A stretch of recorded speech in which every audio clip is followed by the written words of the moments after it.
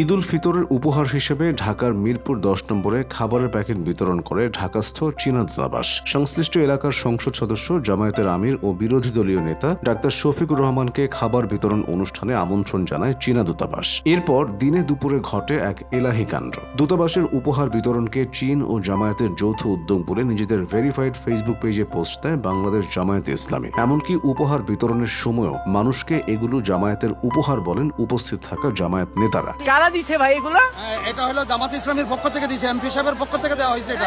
পরে এসব নিয়ে নেটিজেনরা প্রশ্ন তুললে কয়েক দফা এডিট করে পরিবর্তন করা হয় ফেসবুক পোস্ট। ঘটনা গত ১৭ মার্চের সকাল ১১টায় ঢাকার মিরপুর ১০ নম্বরে অবস্থিত আদর্শ উচ্চ বিদ্যালয় মাঠে স্থানীয় বাসিন্দাদের মধ্যে ঈদ উল ফিতরের উপহার হিসেবে খাবারের প্যাকেট বিতরণ করে ঢাকাস্থ চীনা দূতাবাস। অনুষ্ঠানে ঢাকায় চীনের রাষ্ট্রদূত ইয়াও ওয়েনের সঙ্গে উপস্থিত ছিলেন ওই সংসদীয় আসনের সংসদ সদস্য, জামায়াতে ইসলামীর আমির ও বিরোধী দলীয় নেতা শফিকুর রহমান। জামায়াতে ইসলামীর ভেরিফাইড ফেসবুক পেজে চীনা দূতাবাসের এই উপহার বিতরণকে চীন ও জামায়াতের যৌথ উদ্যোগ বলে দাবি করা হয়। সামাজিক যোগাযোগ মাধ্যমে ছড়ানো হয় বিপুল পরিমাণ খাদ্য সামগ্রী বিতরণ করেছে জামায়াত। এদিকে বিকেল ৪টা ৩০ মিনিটে ঢাকার চীনা দূতাবাসের ফেসবুক পেজে এ নিয়ে একটি বিবৃতি প্রকাশ করা হয়। সেখানে বলা হয়, ঈদ উল ফিতর উপলক্ষে ঢাকার বাসিন্দাদের মধ্যে খাদ্য সামগ্রী বিতরণ করেছে ঢাকার চীনা দূতাবাস।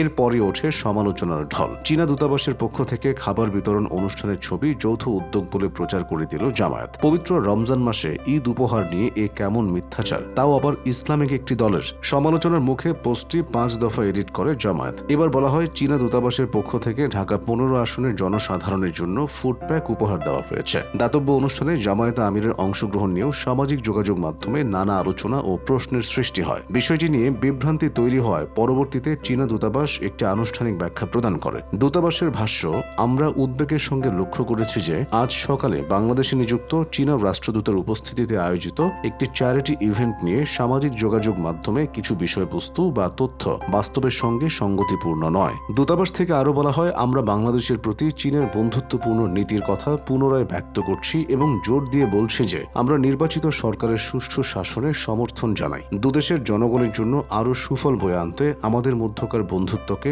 আরও এগিয়ে নিতে আমরা বাংলাদেশ সরকারের সঙ্গে কাজ চালিয়ে যাব। চীনা দূতাবাসের বিবৃতিতে জামায়াতে ইসলামীর কর্মকাণ্ডের সাথে তাদের উদ্যোগের সামঞ্জস্য না থাকার ব্যাপারে জানতে চাইলে জামায়াতে ইসলামীর assistant general secretary Hamidur Rahman Azad বলেন, এ নিয়ে এখন কিছু বলতে পারবো না। এদিকে সাম্প্রতিক সময়ে ঢাকা বিশ্ববিদ্যালয়, রাজশাহী ও চট্টগ্রাম বিশ্ববিদ্যালয় সহ দেশের বড় শিক্ষা প্রতিষ্ঠানগুলোতে বিশাল পরিসরে ইফতার মাহফিলের আয়োজন করছে ছাত্র শিবির। অভিযোগ উঠেছে, তুরস্কের টার্কি দেয়ানদ ওয়াকফি নামক প্রতিষ্ঠানের পক্ষ থেকে রোহিঙ্গাদের জন্য বরাদ্দকৃত জাকাতের অর্থ থেকেই এসব ইফতারের সিংহভাগ অর্থায়ন করা হচ্ছে। তবে এমন অভিযোগের সত্যতা যাচাই করা সম্ভব হয়নি। আবার সংসদে জাতীয় সঙ্গীত চলার সময় না দাঁড়ানো নিয়ে যে ব্যাখ্যা দাঁড় করিয়েছে জামায়াতে ইসলামী, তা নিয়েও ব্যাপক সমালোচনা হয়েছে। শুরুর ৩ লাইনেও দলটির সদস্যরা দাঁড়ায়নি। পরে বলা হয়, সাউন্ড সিস্টেমের সমস্যার কারণে তারা শোনেননি। অথচ সামনে জায়ান্ট স্ক্রিনে দেখা যাচ্ছিল জাতীয় পতাকা উঠছে, মানে জাতীয় সঙ্গীত চলমান। জামায়াতের এমপিরা অধিকাংশই তখন স্ক্রিনের দিকে তাকিয়েছিলেন, অন্যরা তাকানো ছিলেন সামনে থাকা সরকার দলের দিকে।